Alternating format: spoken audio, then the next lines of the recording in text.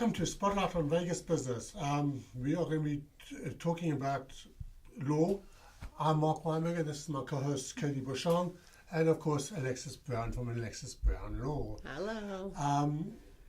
One of the things I want to introduce Alexis as is she's a lawyer, but she's a lawyer with a difference.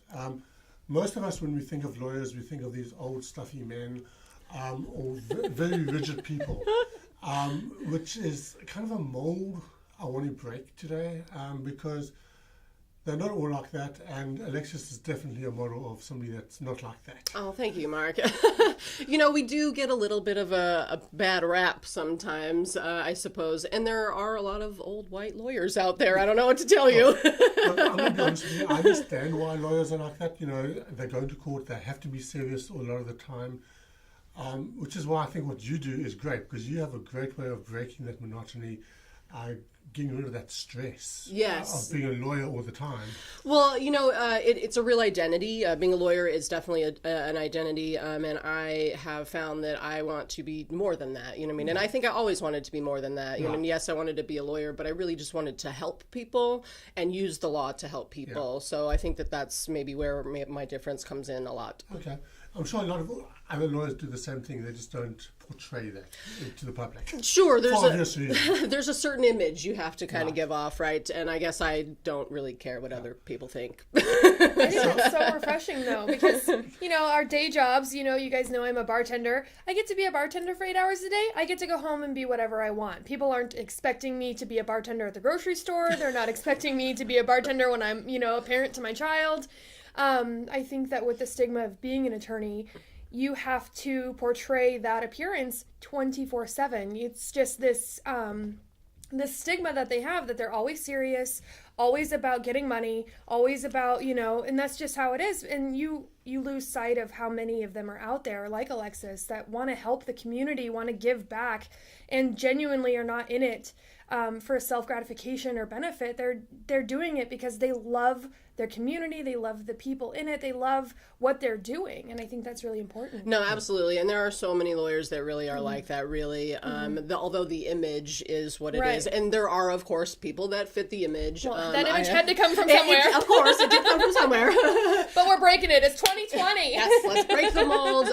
Lawyers with heart. I mean, I call myself a bleeding heart all the time. Absolutely. And I think that we kind of congregate together a little bit. We're passionate about pro bono work. We're, doing nonprofit work. We're sitting on the boards. We're doing those things in order to really try to use this gift that we've been given and the education we've received in order to really help people. So, just before we get into all the fun stuff and the good work that she does, I want to point out that she can be serious when she needs to be.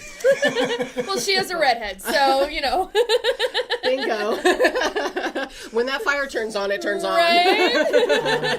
But first of all, I want to start off with the Clark County Law Foundation, of which you are a member of. Yeah, so I sit on the board of trustees of the Clark County Law Foundation. We do a lot of different things. Our mission really is to educate the community, especially children, about, the civics and the legal, the law and its history and all of that kind of stuff. So we have a lot of different things that we do. One of the things I don't actually get to talk about a lot is the Liberty Bell side of things. So Liberty Bell, it started out as just doing one sort of reading with one class at one school, where we'd read them a book about the Liberty Bell, and then they'd do a little art project, you know what I mean? And then we would have the Liberty Bell Awards, where we honor a lawyer or a judge or a lawmaker for their civics and that kind of thing. But now we've expanded the art contest and all of that, the education part of it, to the whole Clark County School District. How old are these kids that you're working with? Well, in the Liberty Bell stuff, we actually do all ages, which is great. So it's from kindergarten until graduation from high school.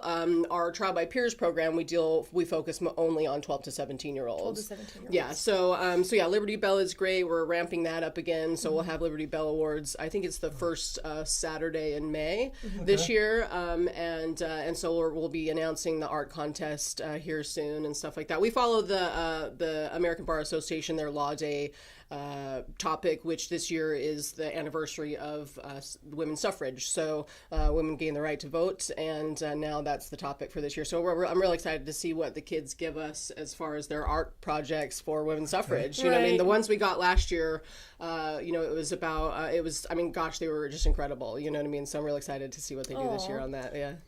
That's great. Yeah. I know my kids themselves have participated in the Trials by Peer program. Yeah. You want to tell us a bit more about that? I mean, my kids weren't the attorneys there, but they were on the jury. Right. So, yeah, which is great. And thank you for bringing them. I hope they had a good time. So, yeah, Trial by Peers, it's a diversionary court process that the Law Foundation puts on. And what we do primarily is we take kids who've gotten citations, petty larceny, fights, drug possession, anything trespass, curfew, all those kinds of things. So we take those citations out of juvenile justice and we put them through our court process. So the court process, we've trained 12 to 17-year-olds. We call them peer counselors. We've trained them essentially to be lawyers to represent the defendant participants. We train them how to do witness questioning, argument, opening and closing statements, so that they can put on a not guilty trial if the defendant participant wants to plead not guilty, or they can go to sentencing. And if they want to plead guilty, we could just go to a sentencing argument. So, and of course, once the kids, the defendant participants, they get sentenced to certain things, jury duties. They have to sit on jury duties. They have to do workshops that we put on, dealing with officers. We've got a drug series. We've got, decision-making kind of things, different classes that we put on as part of the sentences. And then they also have to do community service, either 8 to 40 hours. So they have to give back to the community as part of their sentence. And then also now we do a letter of apology. What we want to try, and what we're doing is we're turning our focus more to restorative justice. So we're actually going to start in 2020. We're starting to get into the schools even before they get suspensions, because what we really want to do is we're trying to stop this sort of school to prison pipeline, right? So once a kid gets a citation and they're in the court system, it only continues to compound. But really that actually all starts before they're getting suspended from school. Right. Because once you get suspended from school, you're behind. There's a stigma attached to it. There's all kinds of things. So that snowball actually starts there. So now we're trying to get in. Now we're getting into the schools and doing restorative justice circles where the principal or the deans can refer rather than suspending them or maybe giving them like an in-house suspension or something. As a condition of that, they can go through a restorative justice circle, and we can try and maybe give some consequences early on that's peer related, you know what I mean? And we'll have our peer counselors run the restorative justice circles in order to keep that peer influence and maybe stop it even sooner so they don't even get citations. I think that's a wonderful thing. That's using peer pressure to instead do bad things that they're getting in trouble for, to turn it around and, better themselves and the people around them. Well, right. It's positive peer pressure. That's really what the whole Trial by Peers program is about. It's about the positive peer pressure. What I love about the program is that, it gives first-time offenders a chance not to ruin their entire lives. Right. It gives them a chance to realize their mistake and basically become good people, good citizens after that, without ruining their lives. Because on a first offense, we were all kids. We all made mistakes. We all did stupid things as kids. And some of us just didn't get caught. Yeah, these poor kids aren't doing anything different than the rest of us. They just got caught. Think back to your own teenage years. I'm sure there are things that you maybe did that had, a police officer been involved, there would have been some problems, So, it's okay to make a mistake. It's just the way you deal with a mistake so that mistake doesn't compound and become something far worse. Well, right, and that's why we try to, with positive peer influence, and especially if, now we're trying to get in even before any of that suspension or anything starts, if we can get whatever side we get them on, we'll still take them, though. If something happens and they still end up down the line and get a citation, we'll still take them, you know what I mean? So, because we really want to make sure that we try to help as much as we can, and, I think that, it helps the defendant participants. The peer counselors are getting huge amounts out of it, too, you know what I mean? So we're really trying to help, and we're helping a ton of kids every year, Right. And I also want to point out from the other side, the kids that are the attorneys in the cases.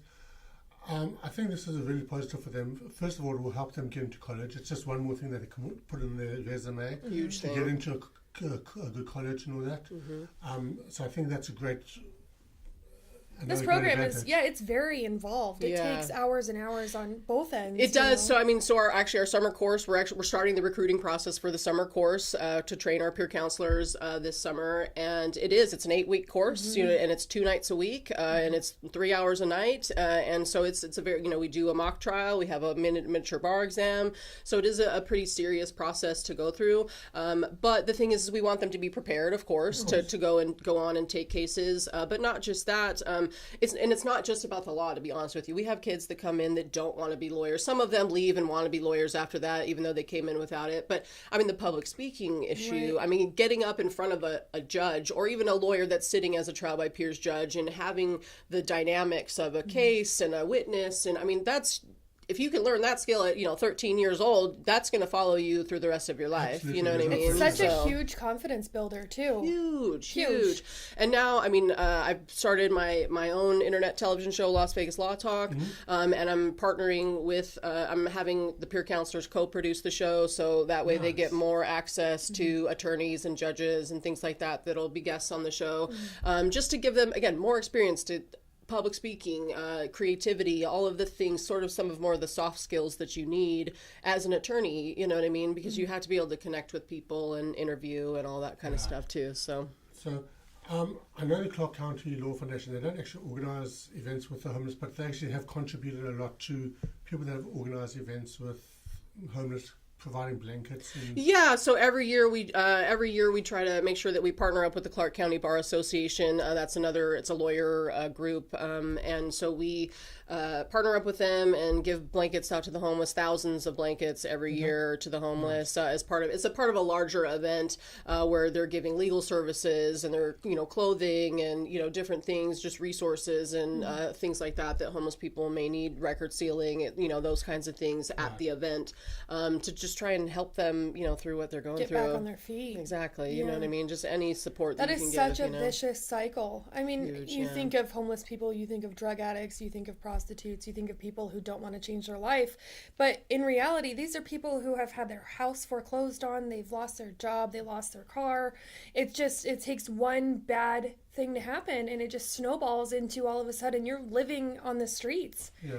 So I know this lady from this organization, Deb to be Kind, or some of that effect, and she said a lot of us are just one paycheck away from being homeless. That is so true. Think about it. And I read an article about it, and they're like, if say you lose your job, now you can't pay your rent, so then you're living in your car, then you can't pay your car note, but you're also a parent, so now if somebody sees that you're living in your car with your child, then CPS gets involved, you lose your child, then you have no will to live, and so it just goes worse and worse and worse, and it literally was just one paycheck that started it. Right, and that's the thing, we all are...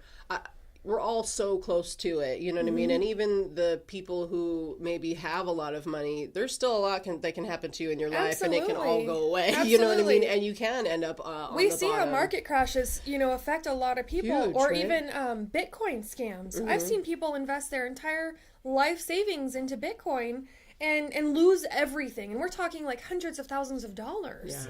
Yeah. No, So I've seen that as well, a lot of between the fraud and we could talk a lot about Bitcoin issues. That's a totally different show. It's very unstable. But I'm just saying, people, they see this great thing. They're like, oh, it was $300. Now it's $9,000, $18,000, whatever. And they just... Unfortunately, there are a lot of con artists out there that actually con people out of their money as well. So. Absolutely. And there's so many reasons. I mean, anything from mental health, loss of job, medical issues. I mean, there's so many things. Just an accident, just anything can happen because, it just, again, that little snowball can start and then it just becomes almost uncontrollable. So, so we, like I said, it's definitely something that I'm proud that we do every year to, go and participate in that event.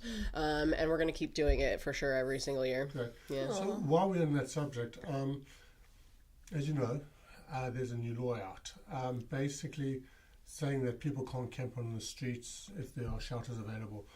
Obviously, you know more about this new law than I do. But the nickname that we say, or what we call it, is it's illegal to be homeless. Correct. Yes. That's basically how it's been portrayed to us that do not study law. Yeah, the homeless ban, homeless ban, yeah. Pretty much. That's right. Now, I agree, homelessness is a problem in the city. In my opinion, this is not the solution. Agreed. So I just want to get your take on that and your opinion on that. Sure. So the law is not the greatest. I get it. I mean, I get it. I understand that the city wants to do something, needs to do something, has to show that it's doing something for the businesses that it wants to draw into the city limits. I understand that completely.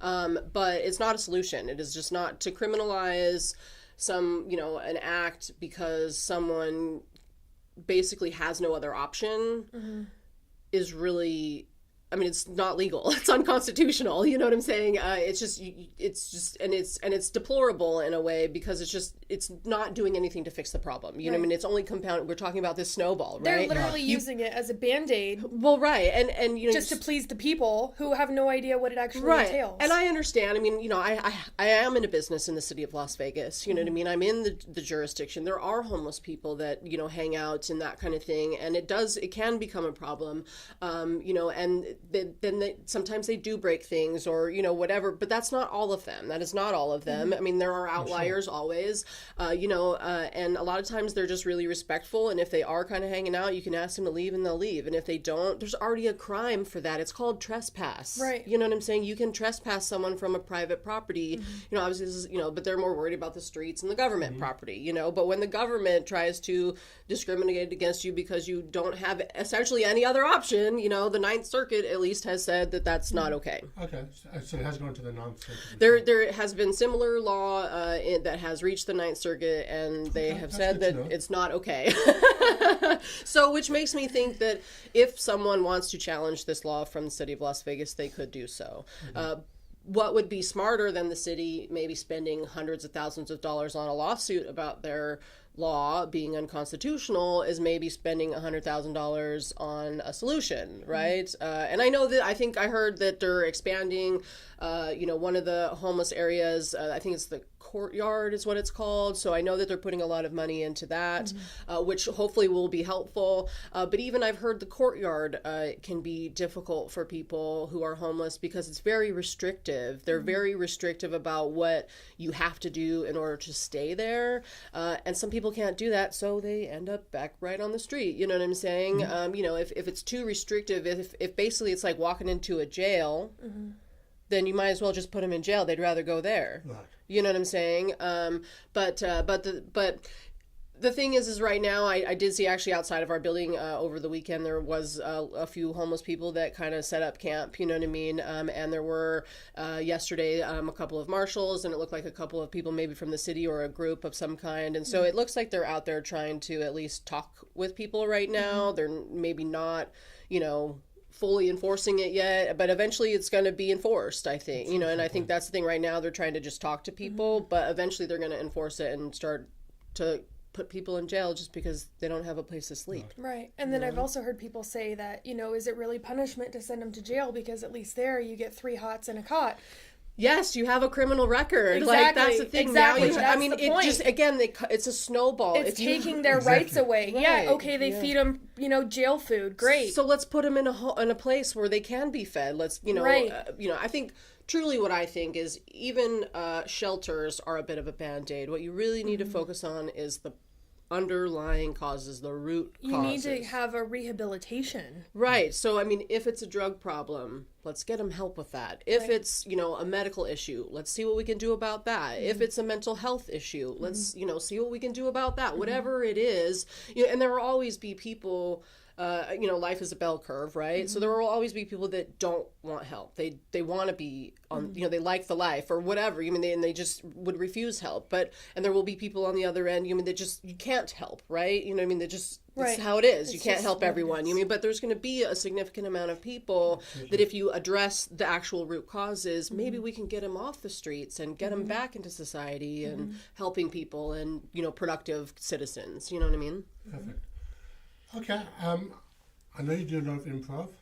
I do. Which is the fun side. We are going to go to a quick commercial break, and then we'll talk about the improv. Awesome. Because that's the fun side of what you do. Sounds good. So we'll be back shortly. Do you need that perfect gift for your loved one, a special friend, or even yourself? Why not diamond jewelry custom made for you from bracelets, necklaces, rings, earrings, and watches that will suit any occasion? Welcome to Trigon Diamonds, where we educate our clients on purchasing diamond jewelry so they can make the right choices for their customized masterpiece that is unique to you.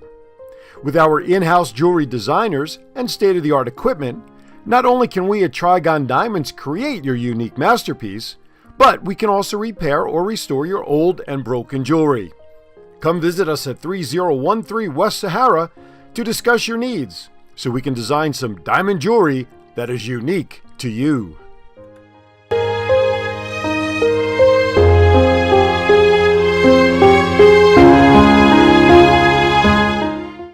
Well, welcome back to Spotlight on Vegas Business. We are still here with Alexis Brown from Alexis Brown Law, the lawyer with a difference and a bit of a heart and the fun side. So The fun side, improv. I want to talk about improv. This lawyer stuff, I'm going to be honest, a little over my head. I'm a bartender, not a college educated, but improv, we can definitely discuss that. Oh my gosh. So, it's funny. I tell people all the time, like, had you asked me if I would have been an improviser, 3, 5, 10 years ago, I would have laughed straight in your face. It was just not something that was ever, my parents were about, education and, like the arts were not as much part of that, you know what I mean? The arts aren't going to pay your bills. Well, right, and so I just never would have imagined it, and I'm so glad that I am now, though. Okay, so I know you're doing some improv with attorneys. Some of the factors. So since I kind of have gone through improv classes at the Vegas Theater Hub and am now on an improv troupe, I've just enjoyed it so much, and I've seen how the practice of improv has affected me personally and professionally. I decided that I wanted to kind of take some of those stuffy old lawyers and, get them to loosen their ties a little bit maybe and have some fun, you know what I mean? But also learn, again, it's about some of the soft skills of being a lawyer, you know what I mean? Improv helps you with those kinds of things because, it helps you with focus and presence and mindfulness. Public speaking. Creative. All the things, right? It's a safe space to fail. Right. Life is improv. So it applies to life in general, but I've seen how it's helped me as I've practiced in the courtroom. I'm not I'm not as focused on my own mental chatter. I'm able to kind of tune some of that out and focus on the judge and the other lawyer and a client or whatever else is maybe there. So I've just seen, and my own mental health, of course, has improved. And mental health and attorneys is huge. It's something I'm really passionate about. The weight of the world. We do. There's, a lot of us, as I always kind of say, we come into it, we're a little neurotic to start with. You have to be, to get through law school. Yeah. How many years? What, 9? It took me 11. Okay. Because undergrad takes a while, and then. But anyways, so you have to be a little bit neurotic in order to kind of get through, law school in the first place, and then the profession itself is very demanding, high stress, perfectionist. You can't fail. There's all of these things why it's very stressful, and secondary trauma. That's the other thing, right? So when we are taking on clients, we're taking them on, most of them, at some of the worst points in their lives, right? Some of the very worst points. And so, you take that on, right? It's hard sometimes. You have to keep boundaries, and, having good boundaries is really important, but it's still, you get involved, right? And, the stakes are high: life, liberty, property rights. Large amounts of money, or even not, for a small business person, a lot of money to them cannot be, maybe a lot of money to, the richest of the rich, but it's still a big stake for them. And so, so you're trying to balance all of these things. So people don't hire lawyers for fun. There's usually a huge issue in their life where they need legal help. Well, right. And they call us counselor. I take it to heart that they call us counselors, you know what I mean? Like, you kind of have to counsel your client through some of that. If they're emotional or whatever, they're crying in your office, it's something you have to deal with. Or irrational, Or that happens a lot, so many, high emotion is high you know? Well, I mean, especially, yeah, and depending on the area of law, family court, it's so emotional. We're ripping families apart, and there's custody, and there's, divorce, and, it's all emotion, and so it's a challenge. Bankruptcy, people get really afraid that, it's going to, lose everything. Right, you know what I mean? All of the things, and, and even just down to the basics, people get afraid of just going into the courthouse, even for like a civil matter, they're afraid they're going to get arrested. Right. Like, which I mean, it's something that continues to come up, and you're not going to get arrested if you go into the civil court. You can if you do certain things, right? But it takes a while, you know what I mean? If you have a warrant out or something, then that's a possibility, Right. But no, I mean, yeah, so we're helping people really at the hardest parts of their lives, and so we're at the highest of the high for rates of suicidal ideations, rates of suicide completion, rates of substance abuse disorders, and mental health issues and that kind of thing. So also this improv that you do is a huge outlet for everything that you have to carry throughout the week. I need to do this improv thing. I know. I want to go see. We have to go see. I hope you guys do. Sundays and Thursdays, right? Yeah. So the Vegas. So there's actually quite a bit of improv around, and I don't know all of it, but so make sure you get on the Facebooks and look. But a lot of the improv that I do is at Vegas Theater Hub, and they do shows Thursday nights and Sundays, and then also at Art Square Theater there's a lot on Thursdays and Fridays and Sundays. So there's quite a lot around, and then I know at the Space, their Comedy Sports does stuff over at the Space. And it's growing. I mean, the community is definitely growing, and it's so much fun. It's fun. The play aspect, laughter. How much does. Like they say, it's the best medicine, right? You know what I mean? So now I have an improv for lawyers workshop. So I kind of created that with a couple of folks that were teaching classes at the Hub, and they do business corporate improv events. So I partnered up with them, and we put together a workshop that just finally got certified for CLE credits. So now I've got a 2-hour credit, 2-credit CLE workshop, and a 3-hour credit workshop for improv for lawyers. So I'm going to start. Wow. I know, I'm so excited to start pitching it, and I think one of the first groups that's interested right now is the Southern Nevada Association of Women Attorneys. So we're going to be a bunch of ladies that we're all going to get together and do some improv. So and you were talking about women's suffrage. Yeah, well, that's the law. That's the ABA, the Law Day theme this year. So it's really exciting. I'm so excited to kind of bring some fun into lawyers' lives. Absolutely. And get them to smile, get them to laugh, give them a safe space to fail. Recharge their battery and remind them why they are helping so many people. Exactly, because, I think we all know if you don't fill up your own cup first, you have nothing to fill up someone else's. Right, and constantly all day long, that's what we're doing as lawyers, is we're kind of trying to help fill somebody else's cup. So it's really extra. It's really extra important. Self-care is huge, huge, huge as an attorney. Yeah. So, first, I want to give you your contact details. Sure. So let's first go with the Clark County Law Foundation. Okay. So people know their website and their Facebook page. So the Clark County Law Foundation, you can find them everywhere. It's clarkcountylawfoundation.org is their website. And you can go and submit an interest form there for the Trial by Peers course if you have a 12 to 17-year-old who might be interested in that. And they also have a Facebook, Clark County Law Foundation there, and an Instagram at Clark County Law Foundation. Alexis Brown Law. Sure, Alexis Brown Law. It's just alexisbrownlaw.com is my website. I'm also on Facebook, Alexis Brown Law, and Instagram, Alexis Brown Law. My phone number is 702-848-8806. And then for Las Vegas Law Talk, same thing. It's just Las Vegas Law Talk. You can actually go to lawtalk.vegas is the website for that.